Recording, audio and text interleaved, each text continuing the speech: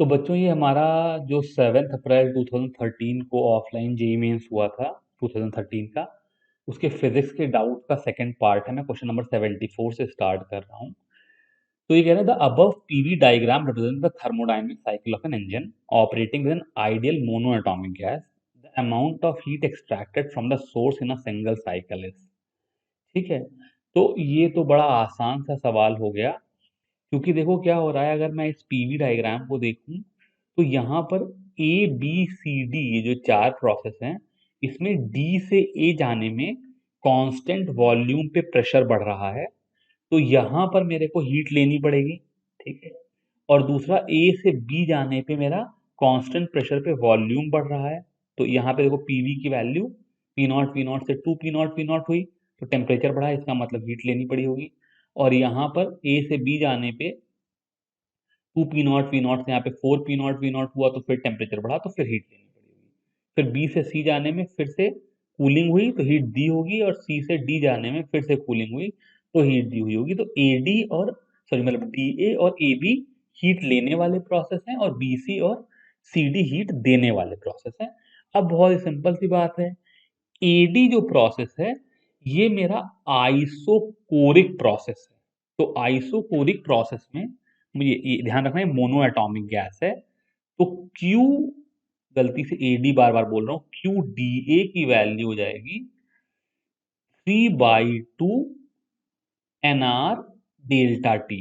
ठीक है, because constant volume पे मोनोएटॉमिक गैस के लिए सीवी की वैल्यू 3/2 आर होती है, तो एन सीवी डेल्टा टी हो जाएगी हीट, जो कि basically 3/2 n R delta T हो जाएगी। मैं इसको एन सीवी डेल्टा टी से ला रहा हूँ, यहाँ पे सीवी की वैल्यू 3/2 आर है, अगर किसी को डाउट हो उसके लिए। अब जो एन आर डेल्टा टी होता है, उसकी वैल्यू, चूंकि मुझे अपना आंसर पी और वी के टर्म में लेना है, इसलिए एन आर डेल्टा टी की वैल्यू 3/2 P2V2 माइनस P1V1 हो जाएगी। तो यहां पर पीवी की वैल्यू 2 पी नॉट है, यहाँ पे P0 है। तो ये जो हीट हो गई ये 3/2 ऑफ 2 - 1, यानी कि P0V0 हो गई। अब देखते हैं ए से बी जाने पे क्या हुआ। ए से बी वाला प्रोसेस जो है ये आइसोबारिक है, तो यहाँ पे एनसीपी डेल्टा टी तुम्हारा हीट हो जाएगा, जो कि मोनोएटॉमिक गैस के लिए सीपी की वैल्यू 5/2 आर होती है।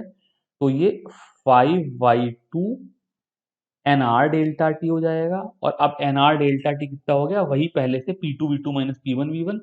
तो यहाँ पर बी पे पीवी की value 4 P naught V naught है, और यहाँ पर 2 पी नॉट है। तो delta P n R delta T को डेल्टा पीवी लिख सकता हूँ। तो ये हो जाएगा 5/2 ऑफ 4 - 2 करेंगे तो 2 पी नॉट वी नॉट। ये 2 से ये 2 कट गया, तो 5 पी नॉट वी नॉट यहाँ पे और 3/2 पी नॉट यहाँ पर, दोनों एडअप होकर के 13/2 पी नॉट हो जाएंगे। ठीक है, यहाँ पे एक स्टैंडर्ड सवाल और बनता है, इसलिए वो बता दूं कि इस पूरी साइकिल में अगर देखें तो जो वर्क डन हो गया वो P0V0 है। तो कोई मुझसे पूछता कि इस साइकिल की एफिशिएंसी क्या है, तो वो W/Q इन हो जाती, यानी कि बेसिकली P0V0 से ये 11/2 P0V0 काट देते, तो 2/11 P0V0 तो ऊपर निकल जाता है, 2/11 फ्रीक्वेंसी, ये एफिशिएंसी आ जाती है। ठीक है, पूछी नहीं पर फिर भी बता दी, किसी दूसरे सवाल में पूछी जाती है। क्वेश्चन नंबर 75 कह रहे हैं sonometer wire of length 1.5 metre made up of steel, the tension in it is produces an elastic strain of 1%. What is the fundamental frequency of the steel if the density and elasticity आ रही है। तो भाई जो fundamental frequency sonometer wire की होती है वो होती है 1/2L root T upon mass per unit length. मास पर यूनिट लेंथ को हम लोग density into cross sectional area कहते हैं। ठीक है, तो बेसिकली अगर मैं थोड़ा सा चेंज करूं, ये इंटू है भाई, क्या कर रहा हूं, तो थोड़ा सा चेंज करूं तो टेंशन अपॉन एरिया को स्ट्रेस लिख सकता हूं। तो ये स्ट्रेस अपॉन डेंसिटी हो गई, जो कि basically 1/2L under root of, stress को मैं यंग्स मॉडुलस इनटू स्ट्रेन कह सकता हूं। तो y इंटू मेरा स्ट्रेन जो है 1% है, जिसको 0.01 लिख दूंगा, और अपॉन डेंसिटी लिख दूंगा। ये मेरा फॉर्मूला आ गया। अब इसको 2.2 इंटू 10⁻11 यंग्स मॉडुलस हो गया, इसको 0.01 से मल्टीप्लाई किया तो 10⁻9 हो गया, और अपॉन 7.7 इंटू 10⁻3 से डिवाइड किया, और लेंथ 3 मीटर है तो ये जाएगा 1.5 मीटर, तो 1/3 अंडर रूट ऑफ 2/7 इंटू 10⁻6 हो गया। अब ये खुद से कैलकुलेट करके देख लेना क्या आंसर आ जाएगा, वो मेरा आंसर आ जाएगा। ठीक है, ये 178 हर्ट्ज कहीं से आ जाएगा। 10⁻6 बाहर निकल करके 1000 हो जाएगा, तो 1000/3 330 तो यही हो गया, और फिर जो √2/7 की वैल्यू होगी तो 333 से थोड़ा और कम कर लेगी, पर वैल्यू कैलकुलेट करनी पड़ेगी, बिकॉज 178 188 काफी पास पास आंसर है, यहां से आंसर आ जाएगा। बेसिकली स्ट्रेस को मैंने, मतलब टेंशन अपॉन रो ए को मैंने स्ट्रेस अपॉन रो लिख लिया, और स्ट्रेस को यंग्स मॉडुलस इनटू स्ट्रेन लिख लिया, ये मेरा काम हो गया। क्वेश्चन नंबर 77 देखते हैं। What is the minimum energy required to launch satellite of mass m from surface of a planet of mass m and radius r in a circular orbit at an altitude of 2r। तो भाई ये तो बड़ी सरल सी बात है। Initially जब ये सरफेस पे रखा है तो इसकी टोटल एनर्जी जो है वो -g/mm अपॉन आर है, प्लस ½ mv², वो वेलोसिटी जिससे हम लोग इससे पूछेंगे ठीक है ना।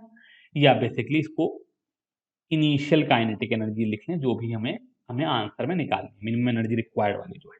ठीक है, अब जब ये यहां से उठ करके 2r एल्टीट्यूड का मतलब है 3r रेडियस के ऑर्बिट में घूम रहा होगा, तो जिन लोगों ने पढ़ रखा है वो इन्होंने पढ़ रखा होगा कि आर रेडियस के ऑर्बिट में जो टोटल एनर्जी होती है वो -gmm/2r होती है, तो बेसिकली -gmm/6r हो जाएगी। तो मेरे पास ओरिजिनल एनर्जी थी -gmm/r प्लस काइनेटिक एनर्जी, अब फाइनल टोटल एनर्जी होगी -gmm/3r, ढंग से इन दोनों को इक्वल होना चाहिए, तो यहां से काइनेटिक एनर्जी की वैल्यू हो जाएगी +gmm/r। मैं इतना गंदा लिखता हूं, सॉरी। यहां से काइनेटिक एनर्जी इनिशियल की वैल्यू हो जाएगी, ये -gmm/r राइट हैंड साइड में आकर के +gmm/r हो जाएगा, और -gmm/6r, तो ये 5/6 gmm/r मेरा आंसर हो जाएगा।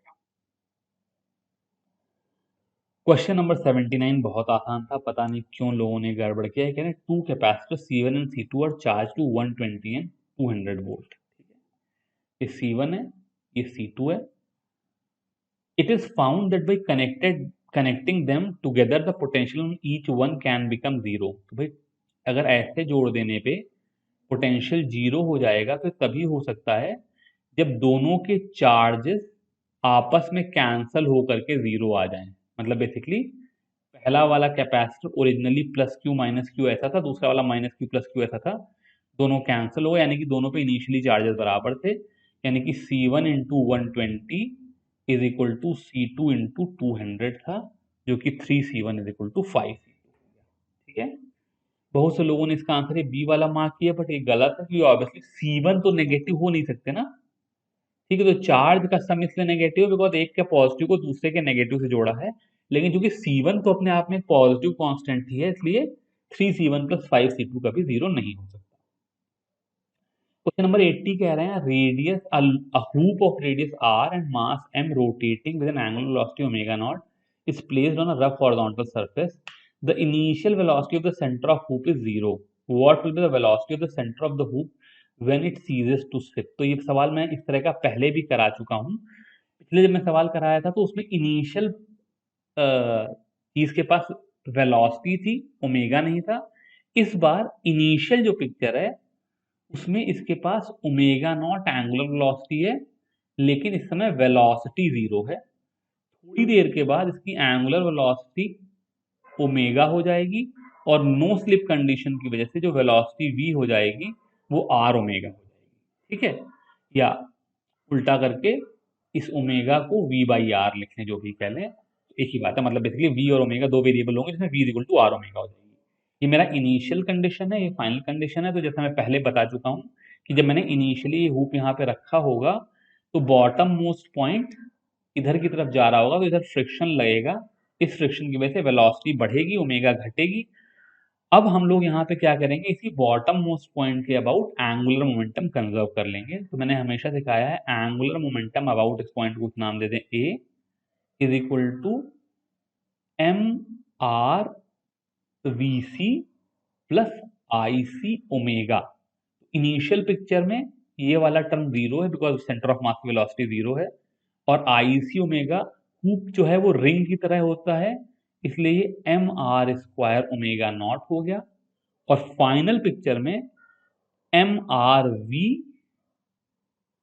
मेरा जो इसकी वेलोसिटी है, और प्लस आई सी ओमेगा हो गया एम आर स्क्वायर, बिकॉज ये रिंग है, इंटू ओमेगा की जगह पे वी बाई आर डाल दिया, तो ये 2mvr हो गया।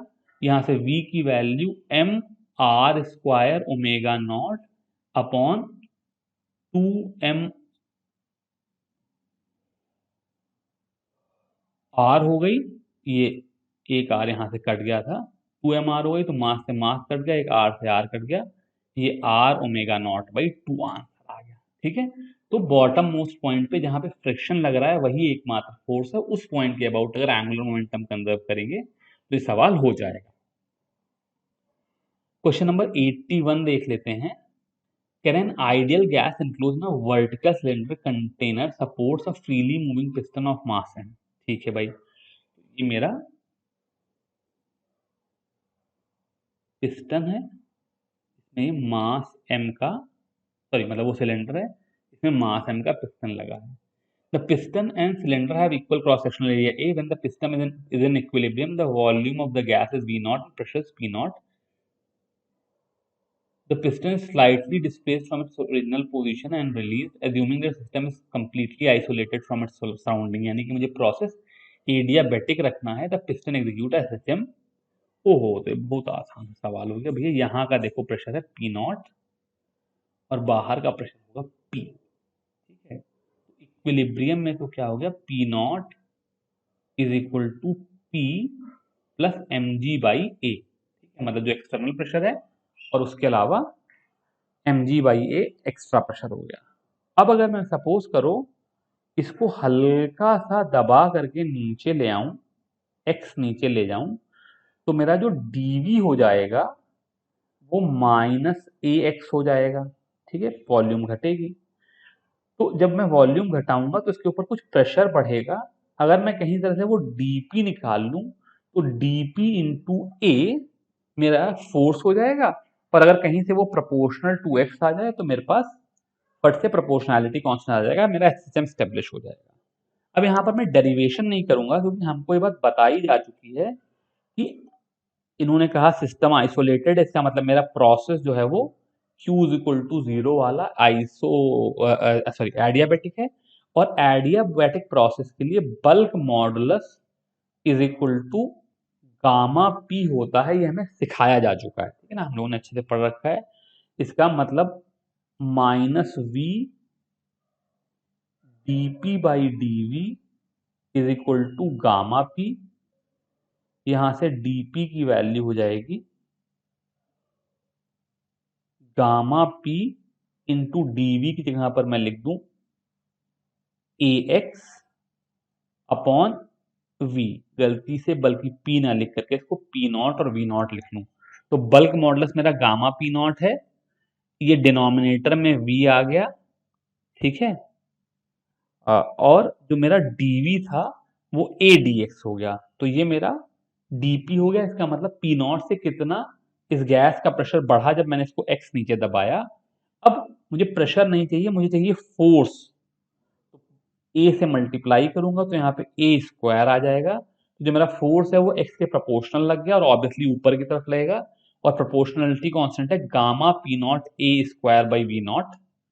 तो अगर ये मेरा प्रोपोर्शनैलिटी कांस्टेंट है तो टाइम पीरियड हो जाता है 2 पाई रूट एम बाई के, तो डिनोमिनेटर में gamma P not a square और ऊपर वी नॉट आ गया। तो भाई ये तो मेरा आंसर जस्ट उल्टा गया, फ्रीक्वेंसी पूछिए क्या? अच्छा सॉरी, तो भाई फ्रीक्वेंसी पूछिए तो बेसिकली ये टाइम पीरियड नहीं पूछ रहे हैं, 1 अपॉन टाइम पीरियड पूछ रहे हैं। तो ये 1/2 pi A square gamma P not upon M V not आ जाएगा। सेकंड वाला आंसर करेक्ट हो गया, मैं गलती से टाइम पीरियड निकाल ले गया, फ्रीक्वेंसी निकालनी थी। ठीक है, ये हमारा क्वेश्चन नंबर 81 हो गया। तो बेसिकली क्या है, सिलेंडर और पिस्टन का जो ये सिस्टम है ये एडियाबेटिक प्रोसेस है, इसलिए यहाँ पे बल्क मॉडुलस को गामा पी नॉट लिख करके हम डीपी और डीवी में रिलेशन लिख सकते हैं। अब अगर एक्स दबाया तो डीवी ए एक्स हो गया, और उसकी वजह से प्रेशर कितना बढ़ा, और प्रेशर बढ़ने की वजह से एरिया से मल्टीप्लाई करके फोर्स कितना बढ़ा निकाल लेंगे। फोर्स जो है वो एक्स के प्रोपोर्शनल आ जाएगा, और वहीं से हमारा प्रोपोर्शनैलिटी कांस्टेंट आ जाएगा, और फिर हम इसका टाइम पीरियड निकाल लेंगे, फ्रीक्वेंसी निकाल लेंगे। ठीक है, क्वेश्चन नंबर 82 कह रहे हैं charge Q is uniformly distributed over a rod AB of length A as shown in the figure. The electric potential at point O lying at a distance L from the end A। तो भाई ये तो बहुत आसान सा सवाल है। अगर मैं O से x दूरी पर एक dx थिकनेस का टुकड़ा ले लूं, तो इसकी वजह से जो पोटेंशियल हो जाएगा dv हो जाएगा 1/4 पाई एप्सिलॉन नॉट। Q जो हो जाएगा वो capital Q by L into D x हो जाएगा। ठीक है, मतलब अगर यूनिफॉर्मली डिस्ट्रीब्यूटेड है तो Q by L charge per unit length हो जाएगा, उसको डी एक्स से मल्टीप्लाई करें तो उस छोटे से टुकड़े पे कितना चार्ज हो जाएगा, और अपॉन डिस्टेंस जो हो जाएगा वो x हो जाएगा, और इस x को मुझे L से 2L तक इंटीग्रेट कर लेना है। तो ये हो जाएगा 1/4 pi epsilon not Q by L, और डी एक्स बाई एक्स का इंटीग्रल ln2 होता है, तो ये मतलब ln x होता है, तो ln2L बाई एल करके ln2 हो जाएगा। ये मेरा आंसर। ठीक है, सरल सी बात थी, इसमें कोई मुश्किल वाली बात नहीं थी, सिंपल इंटीग्रेशन करना था। पोटेंशियल में वैसे भी इंटीग्रेशन में दिक्कत नहीं होती, बिकॉज स्केलर की तरह से ऐड हो जाता है। इलेक्ट्रिक फील्ड होती तो फिर भी डायरेक्शन वगैरह देखना पड़ता, हालांकि यहाँ पे वो भी कोई दिक्कत नहीं होती, क्योंकि सब सारे पॉइंट की वजह से इलेक्ट्रिक फील्ड एक ही दिशा में होती है।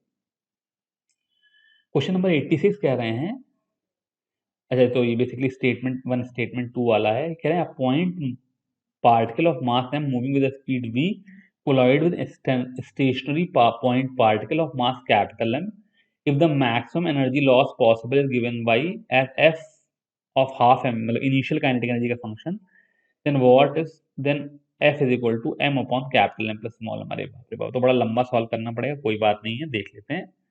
ये स्मॉल m मास का पार्टिकल था, v वेलोसिटी से जा रहा था, ये कैपिटल M मास के पार्टिकल से टकराया। ठीक है, तो पहली बात तो हमें ये बात यहाँ पर सोचनी चाहिए कि मैक्सिमम एनर्जी लॉस होगा अगर मेरा कोलिजन परफेक्टली इनलास्टिक है। ठीक है, जो कि शायद उन्होंने स्टेटमेंट 2 में लिख दिया कि maximum energy loss occurs when the particle gets stuck together as a result of collision. ठीक है, क्योंकि उसी में एनर्जी लॉस सबसे ज्यादा होता है। अगर आपको मेरी इस बात पर भरोसा नहीं तो फिर क्या कहते हैं, कोलिजन का कोएफिशिएंट ऑफ सब्स्टिट्यूशन ई मान करके ई के टर्म में एनर्जी लॉस निकालो, और वहां पे तुम देखोगे कि ई इज इक्वल टू 0 पे एनर्जी लॉस मैक्सिमम होता है। ऐसा कर सकते हो, लेकिन ऑब्वियसली इन इलास्टिक कोलिजन में ही मैक्सिमम एनर्जी लॉस होगा। जब ये टकराएगा तो इस सिस्टम का जो मोमेंटम है वो तो स्मॉल एम वी ही रहेगा। तो इनिशियल काइनेटिक एनर्जी थी half m v square, final kinetic energy थी पी स्क्वायर बाई 2m लिखूं, m square v square upon 2m plus small m, और यहां से जो लॉस इन काइनेटिक एनर्जी हो जाएगा वो वी स्क्वायर बाई 2 तो हो गया कॉमन, और स्मॉल एम भी हो गया कॉमन। तो यहां पे बचा 1 minus small M upon capital M plus small m. ठीक है, तो इस चीज की वैल्यू सिंप्लीफाई होकर के capital M plus small M minus M, तो capital M plus small M minus M upon M plus small M आ गई, तो ये कट गया, तो ये value capital M upon capital M plus small M आ गई। और यहां पर देखो स्मॉल एफ की value small M upon capital M plus small M लगी है, तो ये स्मॉल एम की जगह पे ढंग से कैपिटल एम होना चाहिए था, इसलिए स्टेटमेंट 1 जो है वो फॉल्स है और स्टेटमेंट 2 ट्रू है। नंबर 87 बहुत आसान है, कह रहे हैं the amplitude of a damped oscillator decreases by 0.9 times its original value in 5 second in another 10 second. तो बेसिकली अगर 5 सेकेंड में 0.9 हो रहा है, मतलब 0 पे मान लो ए नॉट था, 5 सेकेंड पे ये अगर 0.9 ए नॉट है, तो फिर 10 सेकेंड पे ये 0.9 का स्क्वायर ऑफ ए नॉट हो जाएगा, बिकॉज तुमको मालूम है फर्स्ट ऑर्डर काइनेटिक्स में जो रेट ऑफ चेंज होता है, मतलब फ्रैक्शनल चेंज होता है, वो कांस्टेंट होता है, और 15 सेकेंड पे ये 0.9 का क्यूब इंटू ए नॉट हो जाएगा। तो कह रहे हैं in another 10 second it will decrease to 8 times its original magnitude. Original magnitude के 8 टाइम्स हो गया, तो ए की वैल्यू कितनी हो गई 0.9 का क्यूब, जो कि 0.729 हो गया। ठीक है, तो हर 5 सेकंड में 0.9 0.9 0.9 होता जा रहा है। क्वेश्चन नंबर 88 कह रहे हैं diameter of plano convex lens is 6 centimetre and the thickness of the at the centre is 3 millimetre. इसमें भैया हमें क्या करना है, थोड़ी सी बहुत जरा सा पाइथागोरस थ्योरम लगा लेंगे। देखो ये प्लेनो कॉन्वेक्स लेंस कुछ ऐसा होता है, हमें इसका रेडियस ऑफ कर्वेचर निकालना है जो हमें पता नहीं है। तो अगर हम ऐसे सेंटर ऑफ कर्वेचर देखें, तो ये वाली दूरी जो है ये r है, ये वाली दूरी 3 सेंटीमीटर है, और ये जो साइड है ये r माइनस 0.3 सेंटीमीटर है।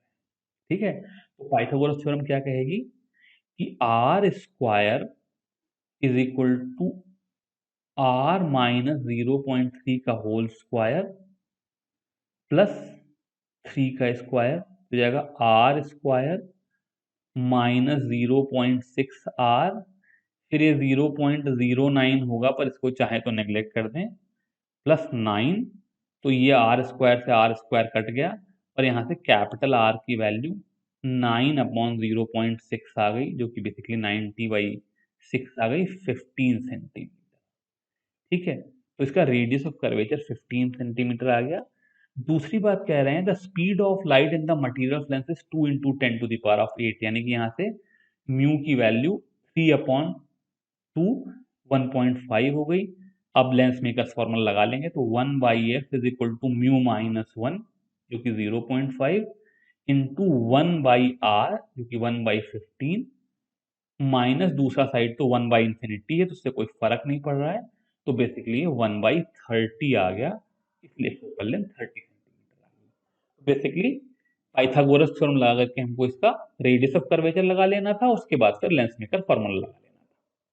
अब ये क्वेश्चन नंबर 90 आ गया, हमारा लास्ट क्वेश्चन। ये कह रहे हैं 2 short bar magnets of length 1 centimetre each have magnetic moment of 1.2 and 1 ampere meter square respectively. They are placed on a horizontal table parallel to each other with their north poles pointing towards south.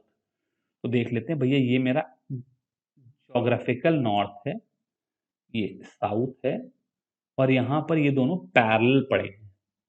They have common magnetic equator and are separated by 20 centimeter.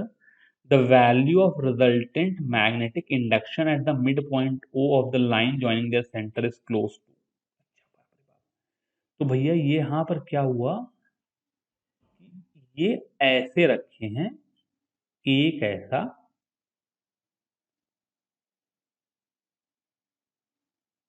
दूसरा ऐसा। ठीक है, और ये जो gap है ये 20 centimetre, और मिड पॉइंट का मतलब ये 10 हो गया और ये 10 हो गया। तो देखो भैया, जो मैग्नेट है वो खाली 1 सेंटीमीटर का है और दूरी 10 सेंटीमीटर की है, तो हम यहाँ पे कह सकते हैं कि ये पॉइंट डाइपोल, इसको मान सकते हैं। अब जिन लोगों को ये मैग्नेटिज्म एंड मैटर वाला कंसेप्ट याद हो, उनको पता होगा अगर मेरे पास एक मैग्नेटिक मोमेंट ऐसे रखा होता m, इसकी वजह से यहाँ पर जो फील्ड होती वो mu naught upon 4 pi into m upon r cube होती है। एक्सिस पे 2m अपॉन आर क्यूब होती है और इक्वेटोरियल पोजीशन पे m अपॉन आर क्यूब होती है। तो यहां पर एक मैग्नेटिक फील्ड हो जाएगी m अपॉन आर क्यूब इस वाले मैग्नेट के लिए, ये ऐसी लाइन। एक मैग्नेटिक फील्ड हो जाएगी m अपॉन आर क्यूब ऐसे वाले मैग्नेट के लिए, दोनों की ऐड हो जाएंगे बिकॉज दोनों ही नॉर्थ इनका नीचे की तरफ है। और तीसरा जो अर्थ की मैग्नेटिक फील्ड है वो खुद साउथ से नॉर्थ की तरफ होगी, तो उसका हॉरिजॉन्टल कंपोनेंट मुझे इसमें और ऐड कर लेना है। तो बेसिकली अगर अर्थ के वाले को भूल जाएं तो म्यू नॉट अपॉन 4 पाई की वैल्यू 10⁻⁻⁷ इंटू मैग्नेटिक मोमेंट की वैल्यू दोनों के चूंकि जुड़ जाएंगे इसलिए 2.2 अपॉन आर क्यूब की वैल्यू 10⁻⁻3। तो ये दोनों जुड़ करके 2.2 इंटू 10⁻⁻4 हो गए। इसके अलावा वहां पे अर्थ की खुद अपनी मैग्नेटिक फील्ड जो है वो 0.36 इंटू 10⁻⁻4 हो गई, मतलब 3.6 इंटू 10⁻⁻5 को 0.36 कर लिया। तो ये सब ऐड करके 2.56 into 10⁻⁻4 weber per metre square की टोटल मैग्नेटिक फील्ड हो गई। तो दोनों मैग्नेट की फील्ड और अर्थ की magnetic field simply add up हो गई। इसके साथ यहाँ पर हमारी मैग्नेटिक फील्ड आ गई और इसके साथ हमारा ये पेपर फाइनली खत्म हो गया। अभी मैं इसको क्लास को बंद करता हूँ। Thank you very much.